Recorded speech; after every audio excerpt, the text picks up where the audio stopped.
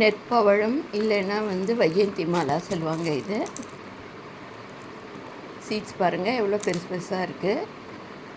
இது நம்ம அப்படியே நட்டு விடலாம். இது ஓல்ஸோடைய தான் வரும் சீட்ஸ் வரும்போதே. அதனால் இது வருமோ என்னமோன்னு சந்தேகப்பட வேண்டாம்.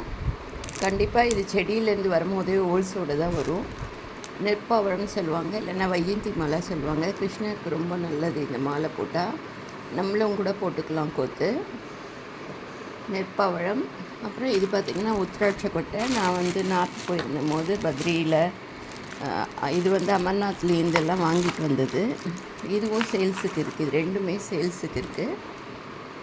இது 5 முக ருத்ராட்சம் தான் வச்சுருக்கேன். இது சேல்ஸுக்கு இருக்குது. வேணுன்றவங்க வாங்கிக்கலாம். நெற்பவழம் செடி நம்ம ஊர்லேயே வரும். நல்ல சாயிலில் போட்டாவே வளர்ந்துடும். புத்திராட்சம் மாலையாக கொத்துக்கிறதுக்கு புத்திராட்ச மாலையும் இருக்குது. வைஜெயந்தி மாலையும் இருக்குது. தாமரைப்பூ மாலை இருக்குது. இதுவுமே சேல்ஸுக்கு தான் வச்சுருக்கேன். அதே மாதிரி இதுவும் நான் பத்ரியிலேருந்து வாங்கிட்டு வந்தது தான். நெற்பவழ மாலை இதுவுமே சேல்ஸுக்கு இருக்குது.